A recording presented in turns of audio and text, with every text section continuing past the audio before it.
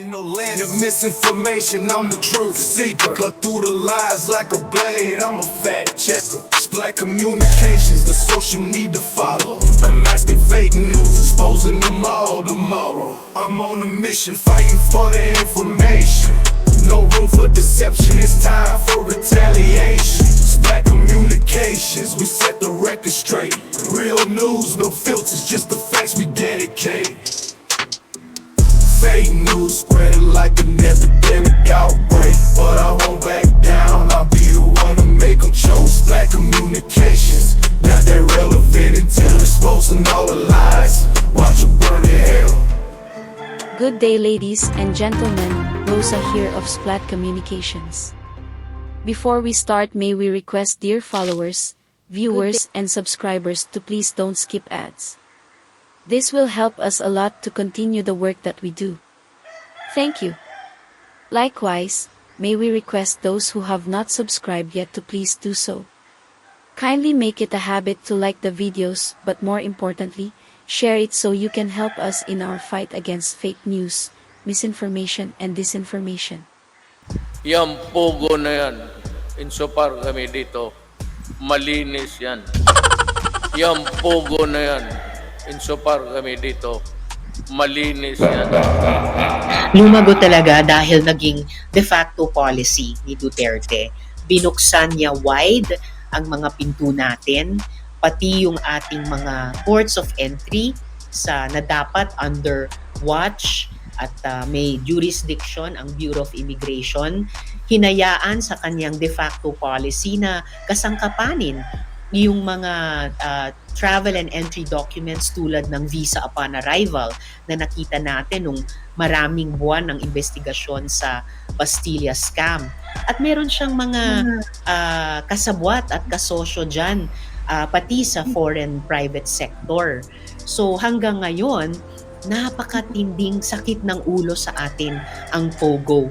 Nagsimula sa POGO-related prostitution hanggang illegal recruitment and detention ng mga foreign nationals dito, hanggang nga sa Bastilla scam, hanggang human trafficking, crypto scamming, ngayon money laundering at posibleng espionage. So, naging de facto policy kasi ito, kaya kumbaga nabuksan ng floodgates sa de facto program on the ground nitong mga POGOs. At ngayon, humaharap tayo sa napaka-malign na mga epekto nito at kinakailangan talaga na aksyonan ito ng lahat ng sektor, lalong-lalo na ng gobyerno. Kami sa legislature, ginagawa namin ang aming tungkulin sa pamamagitan nitong investigasyon. Minsan sa pamamagitan ni Sen. Sherwin, nung chair siya ng Senate Committee on Economic Affairs, nakapaglabas na kami ng committee report. Karamihan naming mga miyembro ng kanyang committee noon ay pumirma sa committee report na yan na pinapaalis na ang POGO sa loob ng 3 buwan. So kumbaga, minsan nang nagsalita ang Senate, sense of the Senate laban sa POGOs. Ilang beses na rin akong nanawagan, Christian, kay Presidente mismo na kung kulang sa bilis ang aksyon namin sa lehislatura, pwedeng umaksyon ang executive. Sabihin lang ni Presidente, tulad ni Duterte noon, kung si Duterte noon, open doors to POGO, kung sabihin ni Presidente ngayon, tigil na ang POGO, paalisin na yan dito, pwedeng magsimulang mangyari na yan eh. So, anong iniintay natin? Anong iniintay ng gobyerno? Well, mukhang pahirapan pa rin. At dahil pahirapan pa rin at hindi natin alam kung sooner rather than later ito maa-action decisively, conclusively, ibig sabihin lalong dapat hindi kami mag-let up dito sa Senado at iba pang mga institusyon at iba pang mga sektor na manawagan talaga itigil na ang POGO para makafocus na tayo sa ayos ng maraming at malalaking at mukhang malalim at malawak na gulo na dulot nito sa ating bayan. Thank you so much, Ferry Koy, for being a channel member.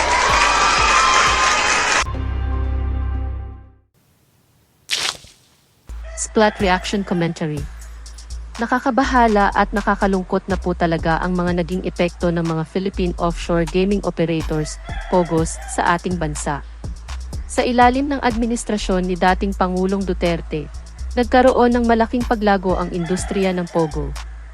Habang may mga benepisyo ito sa ekonomiya, hindi maikakaila ang mga negatibong epekto nito sa ating bansa. Nagdulot ang mga Pogos ng iba't ibang uri ng krimen tulad ng pagdukot, pagpatay, human trafficking, at prostitusyon, money laundering at ngayon na nga mga nakakapasok na sa ating politika. Hindi po masasabing maliliit na suliranin ang mga ito. Napakalalaking problema at kalat ang dulot nito na iniwan ng dating Administrasyong Duterte para sa mga Pilipino at sa bansa.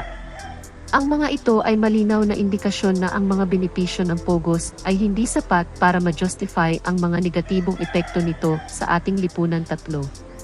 Ang mga Pogos ay nagdulot din ng mga problema sa ating ekonomiya. Bagamat nag-ambag ang mga ito ng bilyon-bilyong piso sa ating ekonomiya, unti-unti nang bumababa ang kanilang kontribusyon isa. Dagdag pa rito, ang mga Pogos ay nagdulot ng mga problema sa ating real estate market at nagdulot ng mga tensyon sa ating relasyon sa China isa. Kami, bilang mga mamamayan ng Pilipinas, ay nananawagan para sa mas mahigpit na regulasyon at pagbabantay sa mga Pogos. Kailangan nating protektahan ang ating bansa mula sa mga negatibong epekto ng mga ito.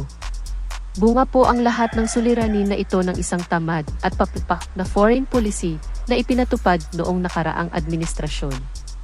Tamad dahil iniasa na lamang ang halos kalutasan sa mga suliranin ng ating bansa sa China. Sobrang nakakalungkot at nakakagalit po talaga na ngayon ay atin nang inaani ang mga kabulukang dulot nito. In a world unfolding, where stories come alive amidst the chaos. Please support Splat Communication Channel memberships. For small amounts per month, you would be able to help us continue our fight against fake news and disinformation. We have 3 levels of memberships: Splat Beginner, Splat Intermediate Plus, and Super Splat. Channel members have the any or all of the following perks: Loyalty Badge, Priority Reply to Messages, Members Only Live Chat, in-video and live video shoutouts, Early Access to Videos, Connecting to Social Media, Free and Discounted Merchandise. Hurry! Please become a channel member now.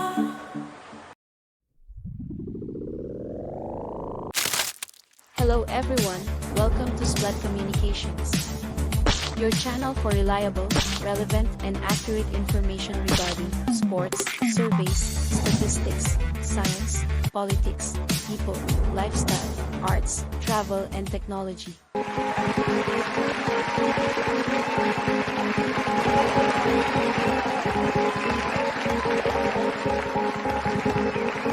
Shoutouts: Ferry Coy, Marvy de la Cruz, Kanino daw Tomas napupunta Pagsolino, ang pera?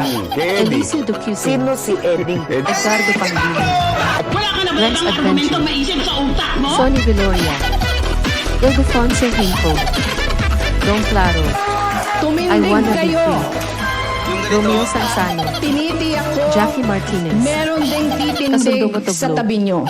Irene Odado, Julian Brand, Ramon Ramos, Leonardo Manansala, Loreto Tandok, Estela Rosal, Bokling Vicente, Bo Cap, Rob Akad, Manasis Ilustrismo, Jonash Eliseo, Balwaling, Delma Bautista, Virgil Liwan, Nelson Aloroj, Randy David, Ed Soliman, Merwin Penaranda, MR Jimmy, Victory, Kurt Limayasha, Bima Benito, Aida Cruz, Elizabeth Vargas, Bernardo Pinera, Mercedes Labaco, Arnel Amador, Laura Nicolod, Rogelio Licuan, Perenta, Sonny Boy Marbella, Hertz,